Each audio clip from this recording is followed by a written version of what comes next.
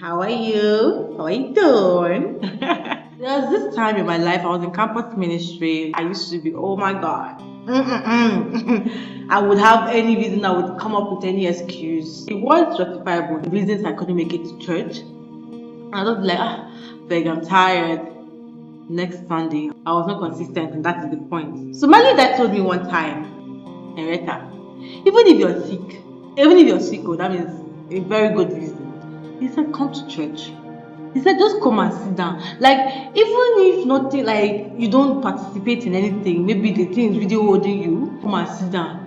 Do you know that what he was essentially saying is that person that came and sat down in that church, like that, not participating, is better off than the person that just sat home and slept and watched Netflix or something. And the idea of what he was saying was that come and expose yourself to this atmosphere. How can you be sick and you are home? Where you feel more sick and unmotivated to do anything or to feel better. You know, being in isolation, just being away from your source of help because you are sick. No, that's an error. Being exposed to love, to fellowship, to goodness, to an atmosphere of worship, of peace. Where would you rather be?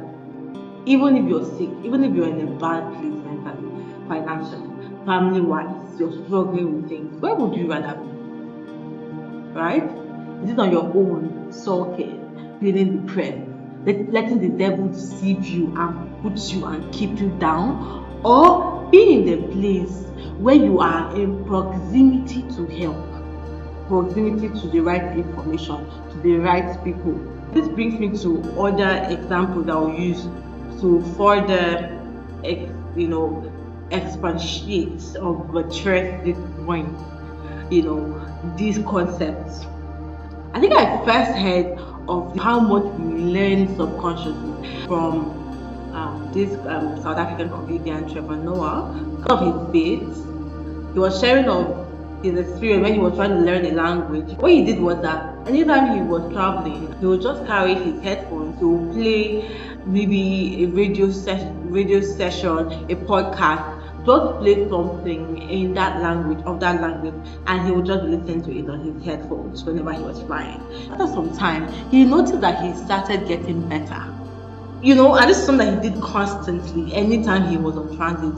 This is the power of subconscious learning. I have another example. My sister's experience. My sister is a beauty queen. Pageantries like this, they'll house the ladies, right? So, and they'll have activities, fun activities, learning activities, show your skills. You want to know and learn more about you. They're asking a question about Princess Diana before she obviously went for the pageantry. I like documentaries a lot, so there's a documentary on Princess Diana. I was sitting and watching. I was just passing, minding her business, doing her things, nothing concerned her. But obviously she was hearing some things passing. It's not like she was interested. During the activity, they asked this question about Princess Diana. It's a question that if you don't know, you don't know. And so just knew like that, oh no, I know this thing, I heard it, And just quickly answered it as I got it right. Oh my God, you know how they saw my sister on that day. When I started realizing the power of subconscious learning and passive learning, I made some intentional steps, just like what Trevor Noah did, to practicalize it in my life.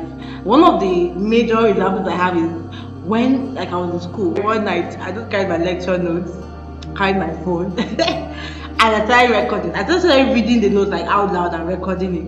I did that for my notes, all my notes basically. Then what will now happen at night, right? I'll just play it and sleep. I utilized it. I said, I'm going to practicalize it. You understand? And I passed my exams. I passed my exams, and I wasn't like what someone would call a very studious student.